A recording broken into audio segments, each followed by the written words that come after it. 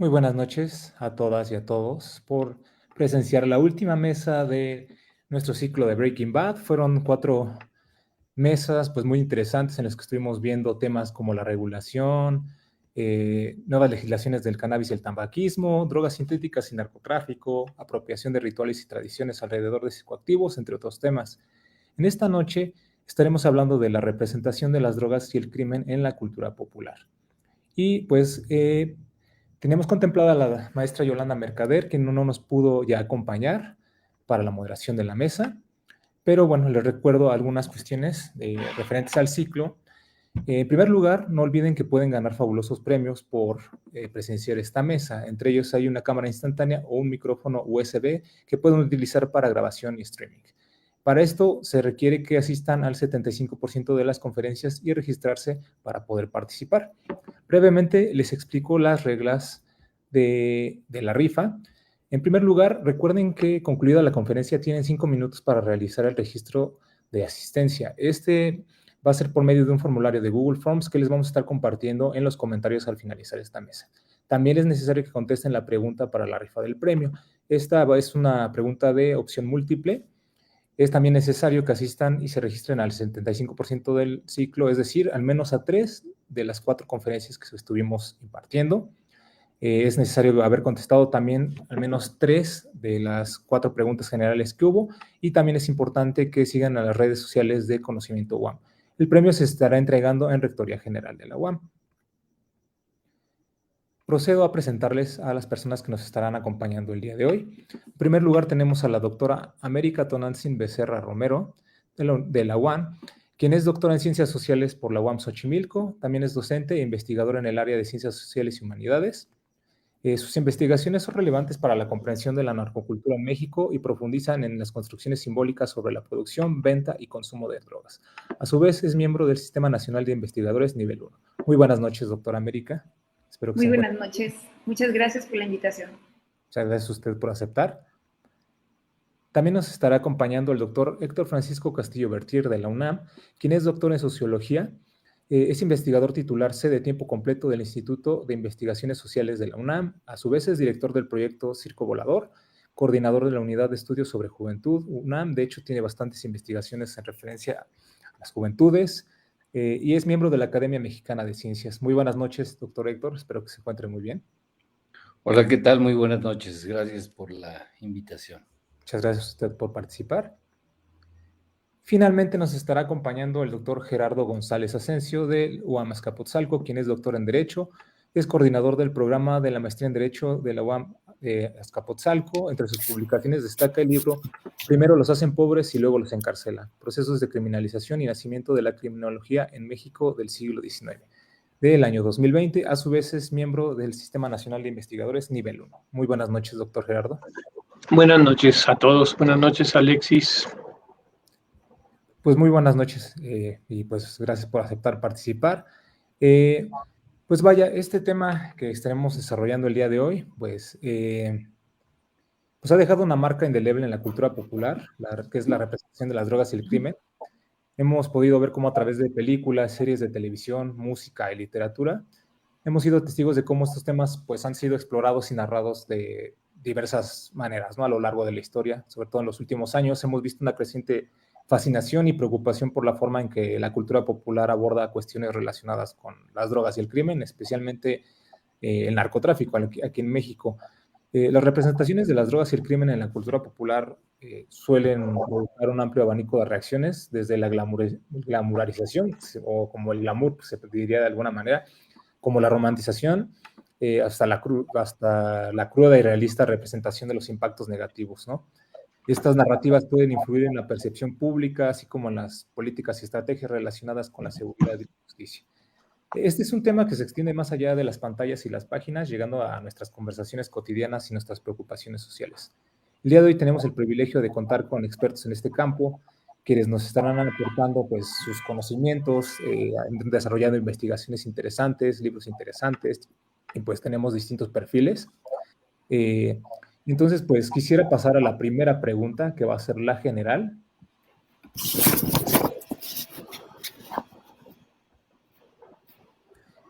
Quisiera preguntarle a las tres, bueno, al doctor América, doctor Héctor y doctor Gerardo, ¿podrían ustedes hacer referencia u observaciones de su propia mirada sobre alguna manifestación que consideren relevante sobre el narcotráfico o las drogas en la vida cotidiana actualmente? Si gusta comenzar, doctor Gerardo.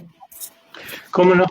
Con mucho gusto. Bueno, pues primero, como estoy en casa, agradecer muchísimo a Conocimiento UAM la invitación, también a Alexis y a Diego, que han sido excelentes anfitriones. Con relación a la pregunta, yo empezaría diciendo que el narcotráfico siempre ha existido.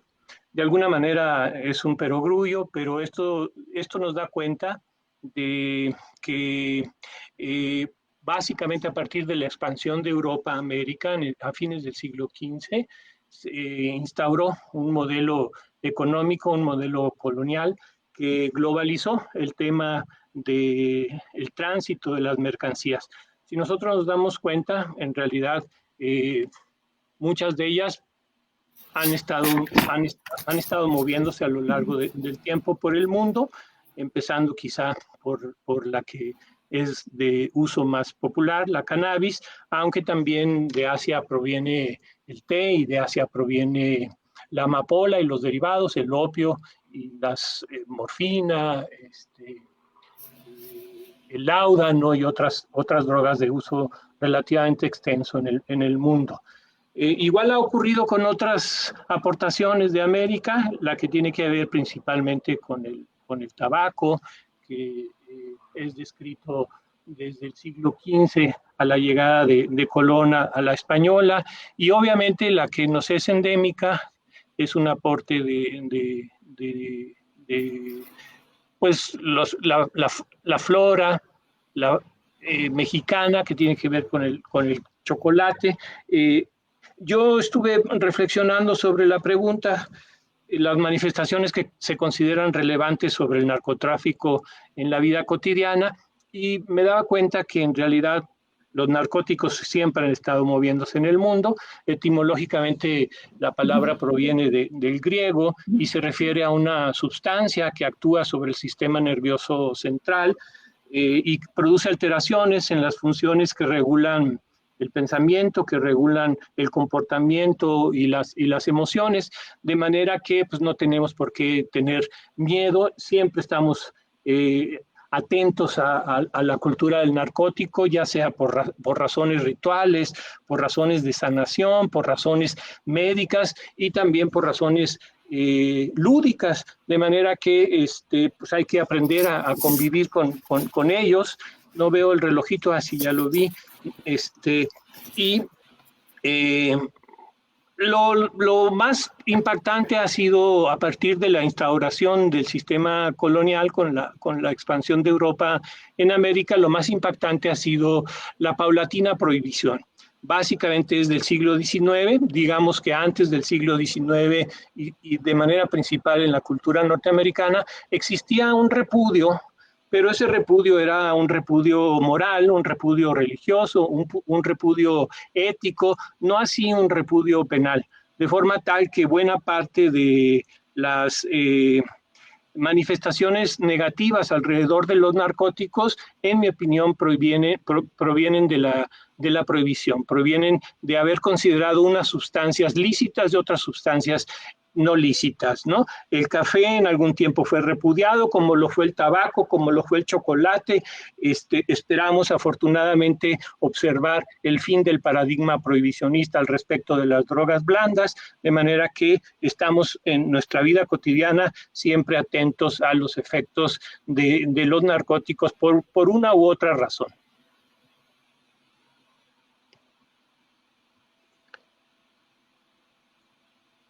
¿Andas por ahí, Alexis? Sí. Una disculpa, se me había apagado el micrófono. Muchas gracias, doctor Gerardo, por su participación. Doctora América, si gusta contestar la misma pregunta, por favor. Sí, cómo no. Muchas gracias por la invitación a Conocimiento UAM y a Alexis por el apoyo que nos ha brindado.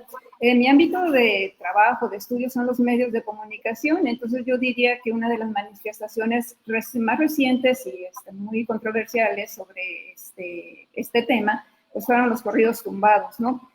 No todos los corridos tumbados hablan sobre el narcotráfico, pero una buena parte de ellos pues sí hace alusión a la inclusión de jóvenes urbanos en este entorno, sobre todo en el consumo de las drogas. Esta representación es importante porque nos da un cambio en la forma en cómo se representaba el narcotráfico. Anteriormente, pues era en las zonas serranas, en el norte de México, en las zonas rurales, y pues aquí esta representación de los corridos tumbados nos viene a mostrar la expansión a las grandes ciudades y la participación de jóvenes urbanos, pero además que también se posicionan a escala internacional.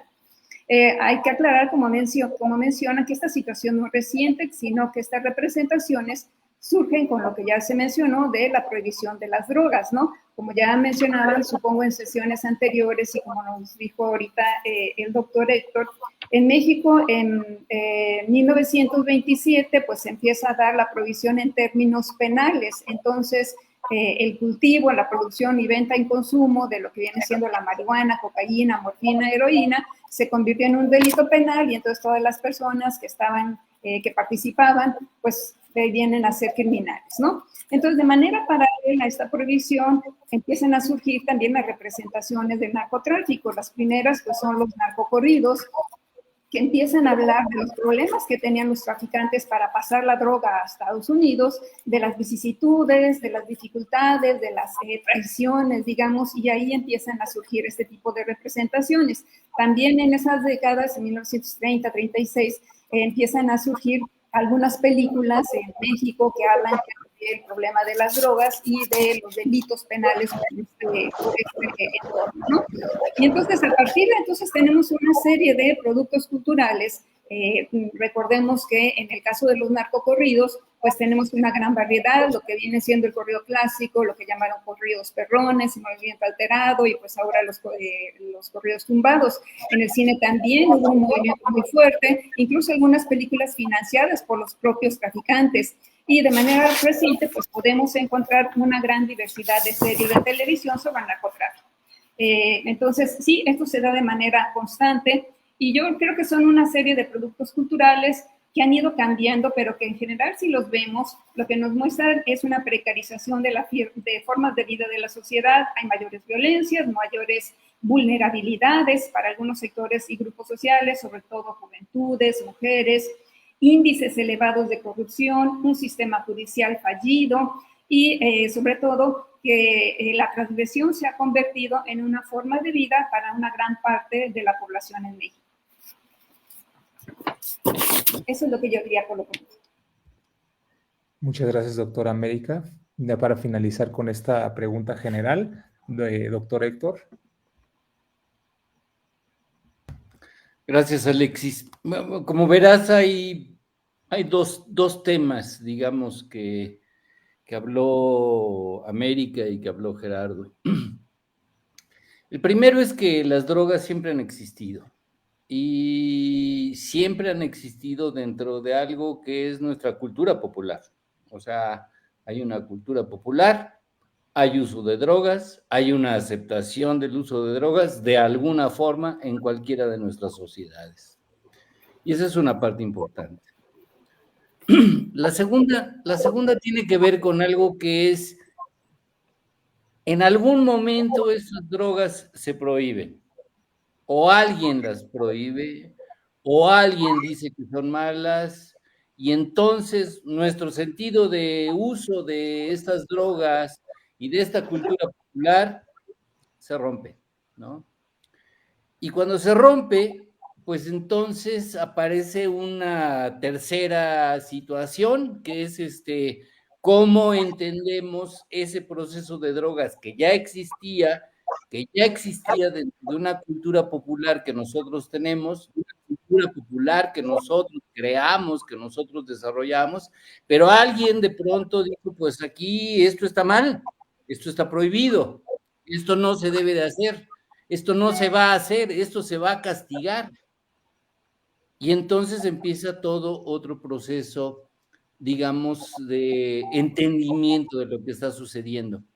A mí me llama la atención que la mesa se llame Los Pollos Hermanos representación de las drogas y el crimen de la cultura popular, como si quisiera hacerse un llamado a las nuevas generaciones a que a través de la televisión nos acercáramos para entender algo que tiene una profundidad completamente distinta. Y déjame decirte que yo no sé, o sea, entiendo, digamos, que los medios de comunicación utilicen estos mecanismos de difusión y que las universidades los utilicen, pero no entiendo en el fondo cuál es la utilidad práctica, porque lo que tienes es un uso de drogas, una cultura popular que está establecida, luego tienes un sistema de prohibición que condenó este asunto, y luego vienen las series de televisión, y ahí no encuentro cómo checarlo, porque nuestra realidad, esta realidad de las drogas y la cultura popular que vivimos, van a tener una serie de manifestaciones que cada año, cada década, cada decenio van a ser distintas.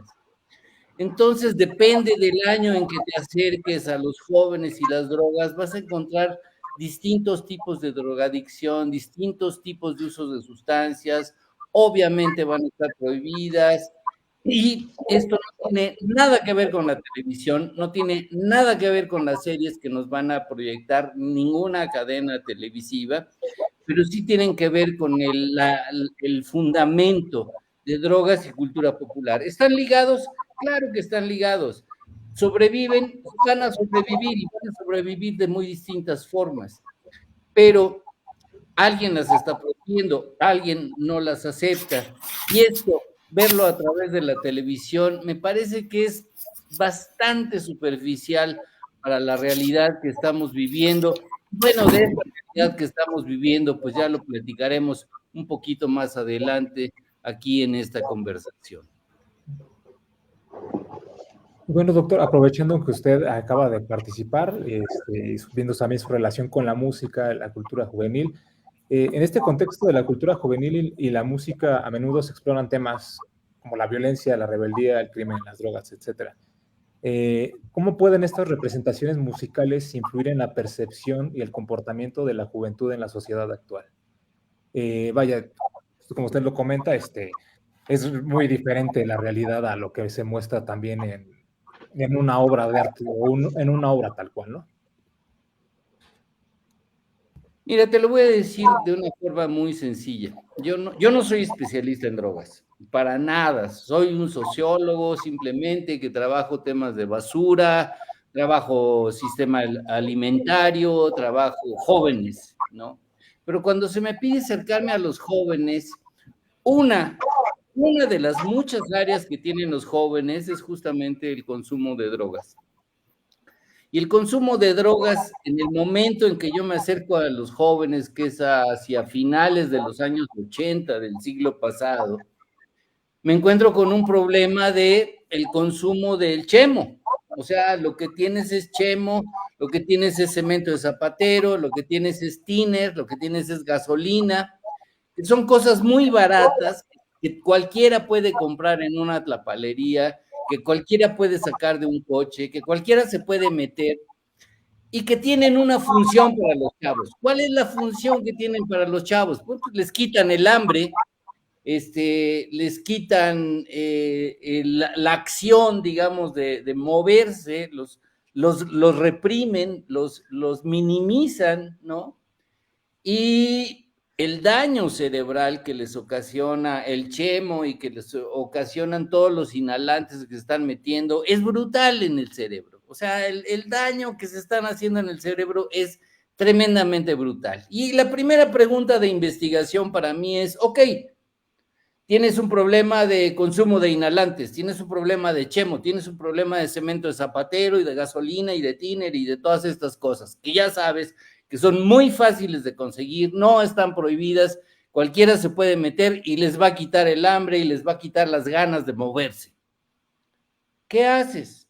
¿Qué haces? O sea, ¿cómo lo refieres? Bueno, lo último que se me ocurriría es ponerlos a ver un programa de televisión, o sea, jamás los pondría a ver un programa de televisión, o sea, Lo que necesito es explicarles el daño que les está haciendo realmente en su cerebro, y los únicos ejemplos que tengo yo a la mano son ellos mismos.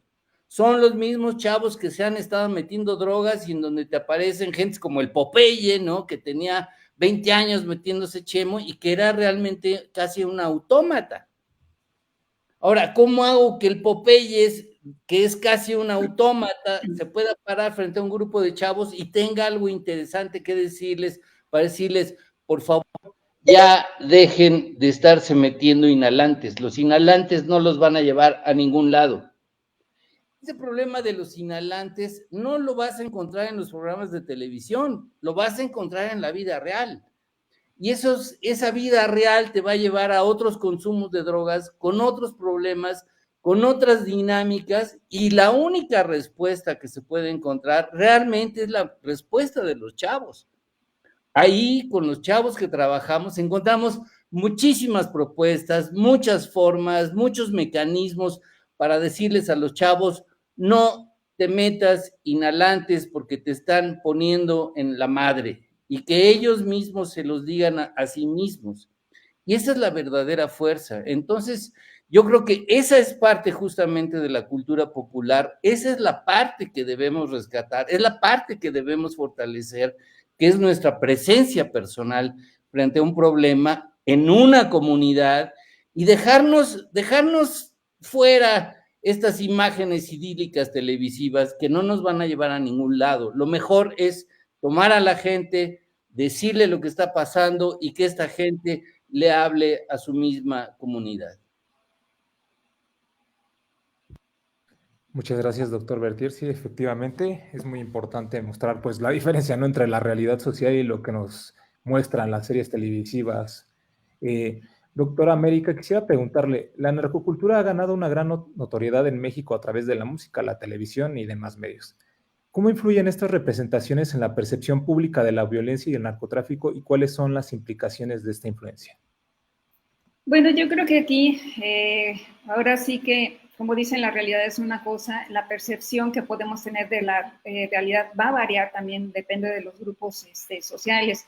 Hay una constante preocupación por si las series y todos los contenidos de los medios, pues influye en eso que decía el doctor Héctor, ahora sí no le cambié el nombre, sobre las juventudes. Sí, yo también estaría de acuerdo en que una cosa son lo que nos muestran los medios y la percepción y el involucramiento con el narcotráfico tiene que ver con otros factores. Sí, se pueden ver series, se pueden escuchar narcocorridos acá, pues en la zona norte de México, pues hay un gran apego, digamos, a todas estas producciones y hay un gran arraigo, sobre todo en los corridos.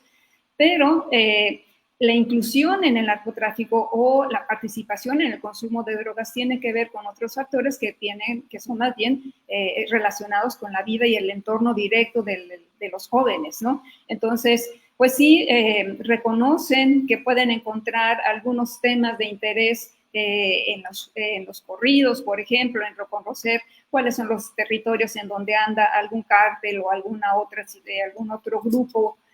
Pueden reconocer figuras específicas del narcotráfico, pero ya el decidir sobre la participación en el narcotráfico, en el consumo, tiene que ver con otros factores ya de la vida personal, de la vida familiar, y eso lo reconocen los propios jóvenes.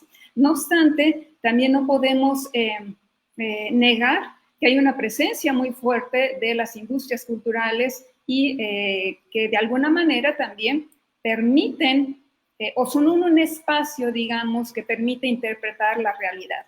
Entonces, sí están ese poder que tienen los chavos para decidir a partir de sus entornos, pero también no podemos negar la fuerte presencia que tienen los medios de comunicación, particularmente la televisión, que tiene un poder muy fuerte todavía en la sociedad mexicana. La música en los jóvenes, pues es una cosa que va ligada prácticamente a la juventud. Entonces, sí habría que ver también, pues, el papel que juegan, o al menos saber las representaciones, cómo representan estos medios de comunicación al narcotráfico y a la narcocultura.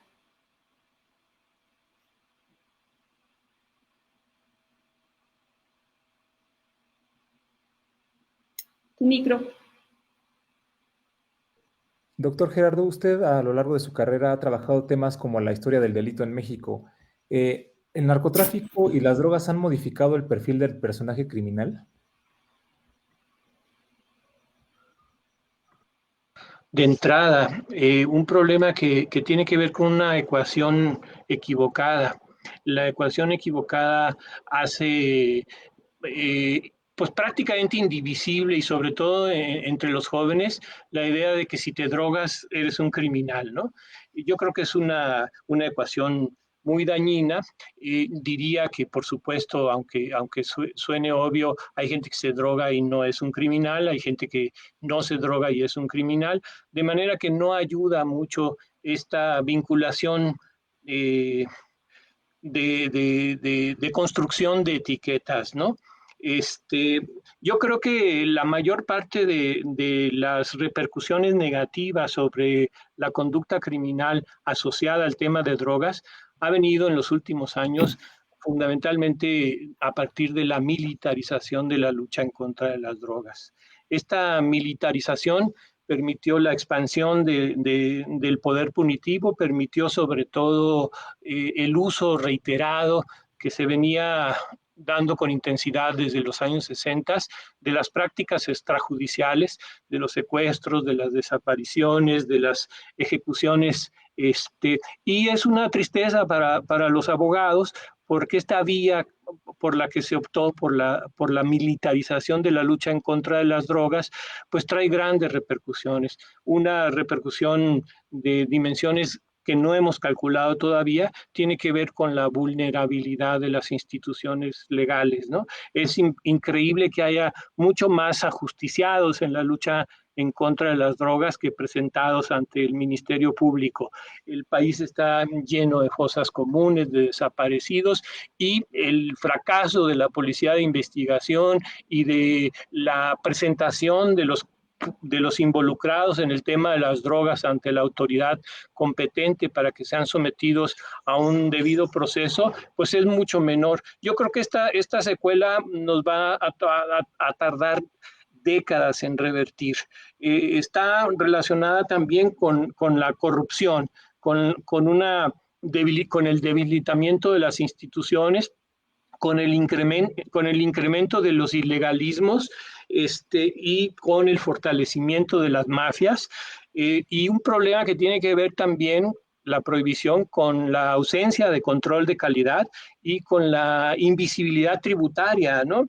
El costo de las camas ocupadas en rehabilitación por temas asociados a drogas legales o ilegales, pensando en el alcohol y en los consumos ilegales, es fenomenal en el país, y prácticamente el ilegalismo invisibiliza la responsabilidad social de estas mafias, de estos actores que tendrían que estar en un mercado regulado aportando pues lo necesario para revertir los efectos más dañinos del uso de las drogas.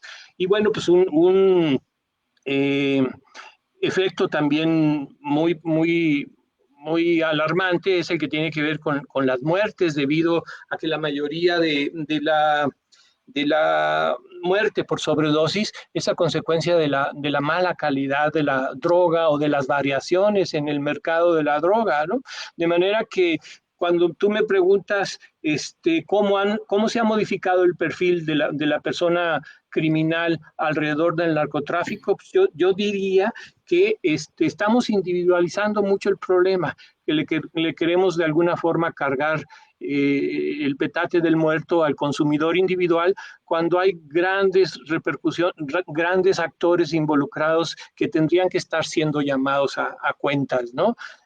Creo que con eso terminaría, Alexis. Muchas gracias, doctor Gerardo. Pues ya para finalizar, si quisieran dar algún mensaje de cierre para la juventud, para las personas que nos están viendo. Si gusta empezar, doctor América. Ok, muchas gracias. Bueno, nada más, conforme a lo que se ha comentado, efectivamente las representaciones que tenemos en los medios de comunicación sobre el narcotráfico pues está muy fragmentado, está enfocado básicamente a penalizar el consumo, digamos, en el caso de quienes inhalan o quienes consumen estas sustancias. Incluso se ha pasado del término del uso al consumo, ¿no? Si antes se usaban, digamos, las drogas para ciertos fines rituales, medicinales y demás, pues ahora más bien se habla del consumo y se le criminaliza. Y en los medios de comunicación, pues han fortalecido, digamos, esta visión que nos habla de muchos elementos moralistas y se analiza básicamente el narcotráfico en términos de quiénes son los buenos, quiénes son los malos o quiénes son los más malos, ¿no? Porque pues tratan de mostrar que al final las autoridades son los villanos por descuidar o por desatender a la población, ¿no? Entonces, las representaciones que nos hacen en los medios, pues sí, son entretenidas, pueden ser divertidas, pero la verdad es que no nos ayudan a resolver el problema del narcotráfico. Al contrario, yo creo que nos dejan una visión muy limitada, muy simplista del problema y realmente hay situaciones mucho más complejas, como ya lo mencionaba, que tienen que ver con arraigos culturales, con situaciones económicas para poblaciones, para comunidades enteras que dependen a veces del cultivo de marihuana o de algunos productos. Entonces, hay otras situaciones que no se ven. Hay también cuestiones geopolíticas a nivel mundial. El problema de las drogas no es nada más de los países productores como México, sino que es un problema global ya ahorita, ¿no? Entonces, no podemos entender todas estas complejidades que hay a través de las drogas si nos basamos nada más en las representaciones que nos dan los medios de comunicación. Me parece que los podemos considerar como medios de entretenimiento si los queremos, pero no podemos considerarlos como referentes para interpretar la realidad que vivimos en la actualidad.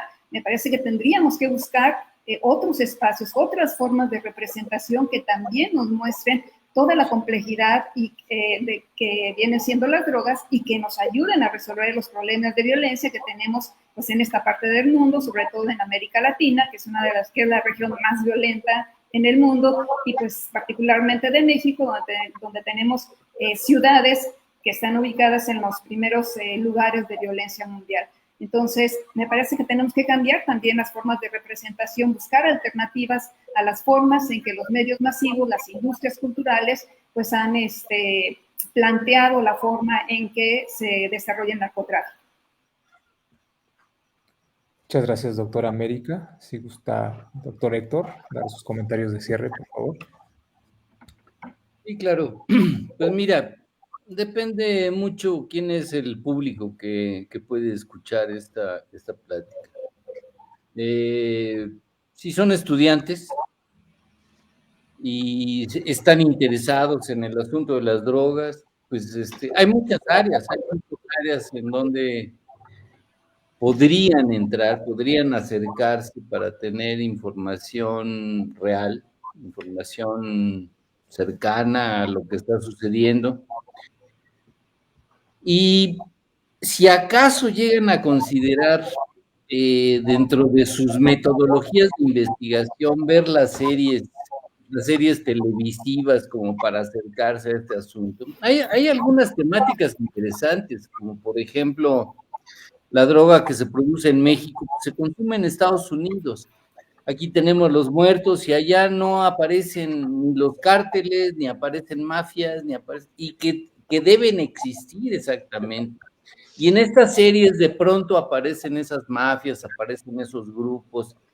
Y entonces lo que vamos a entender es que hay una enorme interrelación social entre el país que produce, el país que consume, y las gentes que conectan y que mandan de un lado a otro y los que se vuelven millonarios con todo este negocio. Y tampoco debemos dejar de lado el asunto de la prohibición. O sea, en México, digamos, el consumo de drogas estaba organizado hasta 1934, 1935. Y podías comprar incluso hasta cocaína en una farmacia, o sea, había un permiso de consumo. Pero fueron los Estados Unidos los que impusieron un mecanismo prohibicionista y que esta política que desarrolló el general Lázaro Cárdenas se vino abajo y se prohibió, y entonces entramos a una dinámica internacional de consumo de drogas. Y esto pensando en que gente que pueda ver este programa pueda interesarse, pues hay muchas áreas en donde meterse, por dónde acercarse, por dónde obtener información. Hay libros interesantísimos, como es El siglo de las drogas, por ejemplo, de Luis Astorga, ¿no? Que vale la pena leerlo y entender cómo esta droga que llega de China, este opio y estas plantas de amapola que crecen ahí en Sinaloa, pues tienen toda una historia y tienen todo un proceso de integración dentro de la cultura popular. Y si nos vamos a la cultura popular, en los años 40, con la Segunda Guerra Mundial, en Sinaloa, con el cultivo de la amapola, Sinaloa se volvió el principal productor de amapola y de heroína para los Estados Unidos, para los soldados que estaban en guerra en la Segunda Guerra Mundial. Y había todo un permiso de pasada de drogas abiertamente entre México y Estados Unidos, y que después de 60, 70, 80 o 90 años, pues nos está explotando en la cara y diciéndonos algo estás haciendo mal, algo no está funcionando bien.